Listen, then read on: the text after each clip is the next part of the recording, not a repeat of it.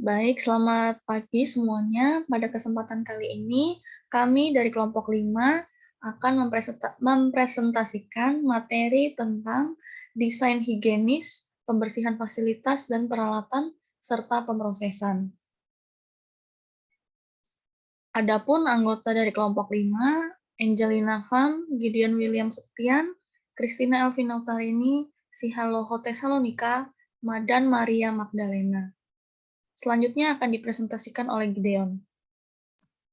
Baik, di sini saya akan menjelaskan tentang desain higienis. Pada bagian ini, penjelasannya akan mengenai persyaratan untuk desain higienis, pemrosesan makanan, bahan yang digunakan untuk konstruksi, tata letak fasilitas, dan desain peralatan pemrosesan. Juga menjelaskan tentang persyaratan pengecer, standar makanan internasional, inisiatif keamanan pangan global, dan pertimbangan desain terperinci. Para ahli seperti Lelyveld, Sutton, Mahler, dan Holah banyak menjelaskan persyaratan peraturan, kriteria untuk memilih lokasi dan tata letak, dan desain bangunan. Baker, Saravakos, dan Kostrapo, Kostra, Kostaropoulos masing-masing menjelaskan desain pabrik pengolahan makanan dan peralatan pengolahan. Selanjutnya, kita akan bahas tentang konstruksi. Metode konstruksi dan bahan yang digunakan untuk membangun dinding dan atap bangunan pengolahan makanan untuk mencegah masuknya serangga, burung, dan hewan pengerat. Misalnya, desain dinding dan atap luar yang higienis dijelaskan oleh Graham dan Holah, di mana bahwa insulasi dinding atau atap apapun harus tidak beracun, tidak berbau, dan tidak menarik bagi hama. Dan biasanya dipasang sedemikian rupa sehingga tertutup rapat dari area produksi makanan. Bahan yang dapat dipakai adalah panel polistiren dan poliuretan yang diperluas. Selanjutnya masih berhubungan dengan konstruksi, bahan yang digunakan untuk membangun bangunan pemrosesan tidak boleh berinteraksi dengan makanan dengan cara apapun, di mana di banyak negara terdapat persyaratan umum untuk pelapis internal tertentu buat lantai, untuk lantai, dinding, dan langit-langit di area produksi makanan untuk memastikan bahwa semua permukaan mudah dibersihkan dan dirawat. Antara lainnya harus keras, bebas retak, dan halus, kecuali untuk penutup lantai atau anti-slip digunakan untuk alasan keamanan. Selanjutnya harus tahan terhadap kelembapan, tidak menyerap dan tahan terhadap korosi dan bahan kimia pembersih, serta harus tahan lama dan mudah dibersihkan. Selanjutnya masih membahas tentang konstruksi, seorang ahli bernama Cattell menjelaskan ada berbagai jenis dinding untuk fasilitas pemrosesan, termasuk pelapis cat berkinerja tinggi, ubin sistem pelapis dinding termoplastik, pelapis baja tahan karat, laminasi resin yang diperkuat, serta dinding dan langit-langit panel berinsulasi. Ahli lain yaitu Wessel menjelaskan desain plafon yang higienis itu seperti sistem plafon gantung, sistem ubin akustik, dan pelapis plafon untuk fasilitas produksi yang tidak memiliki plafon gantung, di mana dinding dilapisi dengan ubin putih mengkilat dan cat putih tahan air dan tahan jamur, atau dilapisi dengan pelapis semprot epoksi atau fiberglass khusus. Selanjutnya akan dijelaskan oleh Maria. Baik, terima kasih. Pada ruangan pendingin, kumparan pendingin dan sirip unit pendingin dipasang sehingga dapat dibersihkan secara memadai dari debu. Saluran pembuangan kondensor pendingin atau bagi pengumpul kondensat dipasang sehingga tidak mengalir ke area pemrosesan makanan. Selain itu, pada desain bangunan juga harus dipastikan jumlah dan ukuran drainase lantai yang memadai ditempatkan dengan tepat untuk menampung tumpahan dan air cucian. Saluran pembuangan keluar dari gedung yang dilengkapi dengan saluran pembuangan dan kisi-kisi kawat untuk mencegah hewan pengerat dan serangga merayap memasuki gedung. Farley memberikan gambaran tentang saluran dan selokan saluran air, pemodelan aliran di saluran drainase, tata letak dan zonasi daerah drainase, dan memasukkan prinsip-prinsip desain higienis dalam desain saluran air. Next. Untuk saluran sanitasi dapat dibuat dari baja tahan karat, besi tuang berlapis, atau plastik, dan saluran parit memerlukan kemiringan yang memadai untuk mencegah genangan air di saluran. di mana saluran pembuangan keluar dari gedung, mereka dilengkapi dengan saluran pembuangan dan kisi-kisi kawat untuk mencegah hewan pengerat dan serangga merayap memasuki gedung. Pilihan pengendalian terbaik adalah mencegah akses ke fasilitas dan pemeriksaan terhadap serangga, burung, dan hewan pengerat adalah untuk mencegah investasi, artinya dengan pembersihan yang baik untuk memastikan bahwa makanan dan limbah dibuat tidak dapat diakses oleh hama. Bekerja sama dengan perusahaan manajemen dengan melakukan pemantauan umpan hewan pengerat dan serangga, perangkap dan prosedur pengendalian hama lainnya, baik di luar maupun di dalam gedung. Next. Selanjutnya saya akan menjelaskan tentang layout. Semua bangunan pengolahan makanan dirancang untuk memenuhi persyaratan sanitasi berikut. Yang pertama, mudah untuk benar-benar membersihkan semua permukaan untuk meminimalkan resiko menyembunyikan hama dan mikroorganisme yang akan mencemari makanan. Yang kedua, makanan bergerak melalui suatu proses dan melalui bangunan dengan cara yang mencegah di proses makanan menjadi terkontaminasi oleh bahan baku yang masuk. Ini terutama impor saat membuat makanan siap saji untuk mencegah kontaminasi setelah diproses. Yang ketiga, layanan utilitas disalurkan melalui gedung dengan cara yang dapat menyebabkan penumpukan debu atau kebocoran dari pipa yang akan mencemari produk. Next.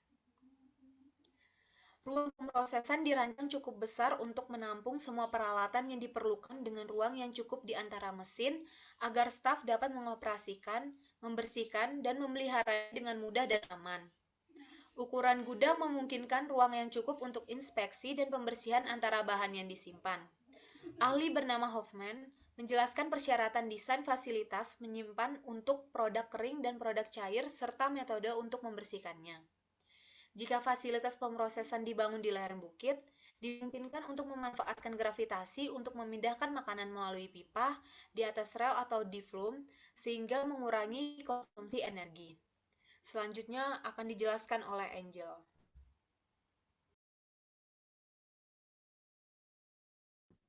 Selanjutnya ada layanan utilitas. Layanan utilitas membahas tentang elektrisitas dalam gedung kabel listrik harusnya berada di langit-langit dengan kabel tertutup dalam saluran di dinding. Selain itu, pencahayaan listrik harus cukup terang untuk memungkinkan kerja yang aman. Dengan pencahayaan paling terang di area persiapan bahan baku atau area inspeksi produk. Jumlah lampu yang digunakan cukup, tempatkan sehingga tidak menimbulkan bayangan mendalam. Lalu, ahli bernama Murman memberikan standar dan peraturan untuk peralatan listrik, desain higienis, dan instalasi peralatan listrik, dan sistem data atau komunikasi dan kontrol. Selain itu, tergantung pada jenis proses dan iklim, pemanasan, ventilasi atau pendingin udara, mungkin diperlukan untuk menjaga suhu dan kelembapan yang dibutuhkan di dalam gedung. Untuk pendingin udara, terpusat yang menggunakan saluran udara dirancang, dipasang, dibersihkan, dan dirawat sehingga tidak menimbulkan potensi risiko kontaminasi dari patogen di udara. Next.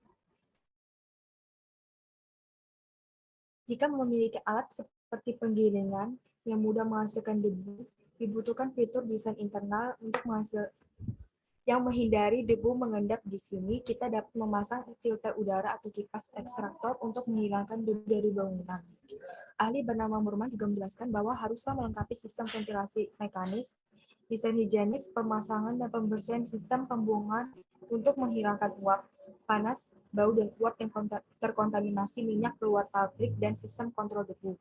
Wastafel khusus sudah disediakan untuk mencuci tangan yang tidak boleh digunakan untuk hal lain, bersama dengan dispenser untuk pembersih tangan atau sabun, air panas dan pengering tangan, udara panas, atau handuk kertas sekali pakai. Lanjut.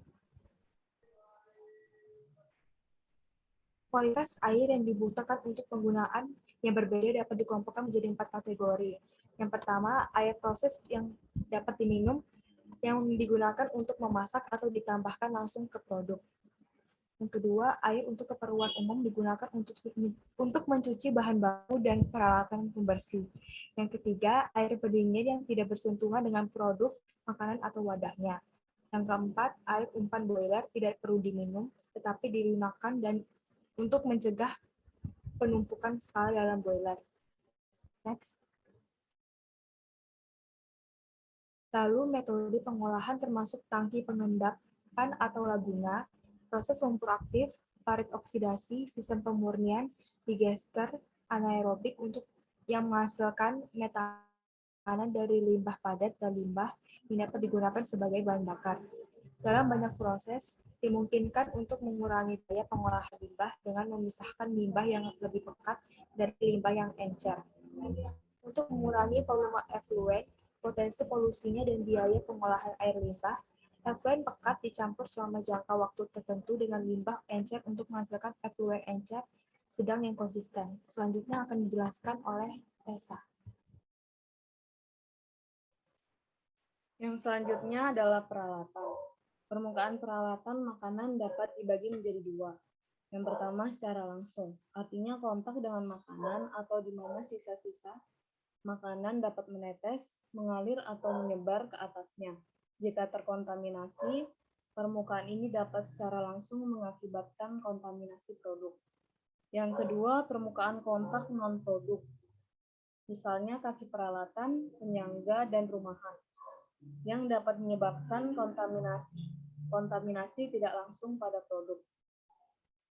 Peralatan yang digunakan harus dirancang dan dibuat sedemikian rupa, sehingga permukaan kontak makanan tidak memiliki sudut atau celah yang tajam, tidak ada ruang mati atau belokan dalam pipa yang memungkinkan produk menumpuk, tidak ada baut, skrup, atau paku keling berulir di dalam atau di atas area kontak makanan. Sambungan las pada permukaan baja tahan karat adalah tipe bat, menerus dan rata, dan digiling untuk hasil akhir yang halus. Selanjutnya, pembersih dan sanitasi. Untuk membersihkan peralatan dan fasilitas pengolahan makanan secara memadai, pertama-tama perlu menghilangkan tanah, menggunakan deterjen sebelum menerapkan desinfektan atau pembersih untuk menonaktifkan atau membunuh mikroorganisme. Semua senyawa pembersih yang digunakan pada permukaan kontak makanan harus disetujui oleh otoritas pengatur. Bahan kimia yang digunakan dalam senyawa pembersih dapat dikelompokkan menjadi yang pertama alkali, misalnya soda api, trisodium fosfat. Yang kedua polifosfat, misalnya natrium heksametafosfat. Yang ketiga surfaktan, misalnya alkohol sulfat anionik. Yang keempat senyawa pengkelat dan penerapan, misalnya garam natrium dari etilen diamin tetra asetat asid atau EDTA. Yang kelima asam, misalnya campuran asam organik termasuk asetat, laktat, hidroksiasetat, sitrat atau tartarat asam, dan asam organik, termasuk asam sulfat, nitrat atau fosfat, atau garam asam. Selanjutnya, disinfeksi. Metode digunakan untuk mendisinfeksi air agar aman dari bakteri, virus, dan parasit. Ada seperti klorinasi, pemanasan, perawatan sinar UV, filter air yang dipasang ke pasokan air. Ada dua kelas sanitizer yang digunakan pada peralatan pengolahan makanan. Yang pertama halogen, yang kedua senyawa amonium kuartener. Faktor yang mempengaruhi efektivitas desinfeksi adalah yang pertama, jumlah dan karakteristik mikroorganisme yang ada. Yang kedua, suhu penggunaan. Yang ketiga, jumlah bahan organik atau deposit mineral yang ada. Yang keempat, pH sanitizer. Yang kelima, lamanya waktu sanitizer bersentuhan dengan permukaan. Yang keenam, tindakan kuman dari sanitizer. Yang selanjutnya adalah metode pembersihan. Salah satu metode pembersihan adalah pembersihan busa. Pada metode ini, dihasilkan dengan memasukkan udara ke dalam larutan deterjen saat disemprotkan ke permukaan yang akan dibersihkan, dan busa meningkatkan waktu kontak larutan pembersih. Lalu ada juga kegiatan chip atau clean in place dan shift sterilizing in place, yang dinilai mengurangi waktu yang dihabiskan untuk membersihkan karena peralatan tidak perlu dibongkar, yang mengurangi biaya pembersihan karena lebih sedikit staf yang dibutuhkan, dan mengurangi waktu henti peralatan. Dan terakhir ada siklus pembilasan air bersih. Dan jika peralatan harus dikeringkan sebelum dinyalakan, pemanas udara dan kipas mendorong udara hangat melalui pabrik. Saya kembalikan ke moderator. Baik, sekian presentasi dari kelompok kami. Atas perhatiannya saya ucapkan terima kasih.